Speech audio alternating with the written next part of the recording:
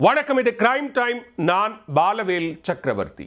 கள்ளக்குறிச்சியில் பிறந்து 2 நாட்களே ஆன ஆண் குழந்தையை கடத்த முயன்ற சம்பவம் பெரும் பரபரப்பை ஏற்படுத்தியது. அரசு மகப்பேறு மருத்துவமனைக்குள் புகுந்து குழந்தையை கடத்த முயன்ற பெண்ணின் பின்னணி என்ன?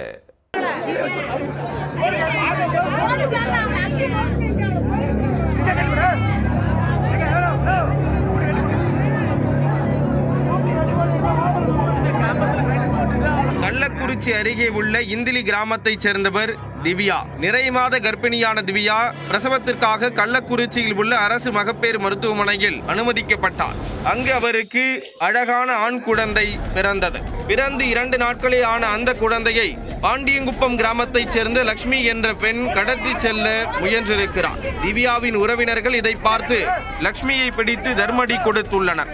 அப்போது லட்சுமி வயிற்றில் துணியை சுற்றி கர்ப்பிணி பெண் போல மகப்பேறு வார்டுக்குள் சுற்றி வந்தது தெரிய வந்தது. லட்சுமியை சூழ்ந்து கொண்டு தாக்கும் போது அந்த துணியும் அவிழ்ந்து கீழே விழுந்துள்ளார். தகவல் அறிந்து வந்த போலீசார் லட்சுமியை மீட்டு விசாரணைக்காக காவல் நிலையம் அழைத்துச் செல்ல முயன்றனர். அப்போது மருத்துவமனையில் இருந்த மக்கள் விசாரணைக்காக காவல் நிலையம் அழைத்துச் செல்ல விடமாட்டோம், மருத்துவமனையிலேயே வைத்து விசாரணை செய்யுங்கள் என கூறி மருத்துவமனைக்கு முன்பாக திடீரென சாலை மறியல் போராட்டத்தில் ஈடுபட்டனர். போலீசார் நடத்திய சமாதான பேச்சுவார்த்தையை தொடர்ந்து மறியல் கைவிடப்பட்டது.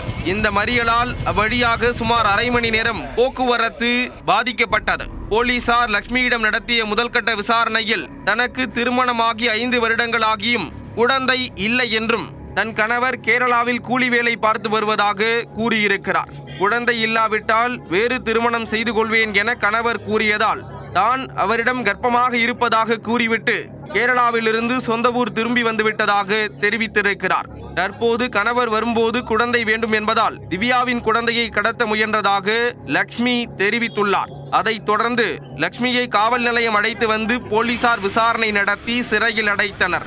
லட்சுமி குழந்தை கடத்தல் கும்பலைச் சேர்ந்தவராக இருக்கலாம் என்றும் ஆண் குழந்தையை கடத்தி விற்பனை செய்வதற்காகவே அவர் வந்திருப்பதாகவும் மருத்துவமனையில் இருப்பவர்கள் தெரிவித்துள்ளனர். எனவே லட்சுமியின் பின்னணி குறித்தும் போலீசார் தீவிரமாக விசாரணை மேற்கொண்டு வருகின்றனர்.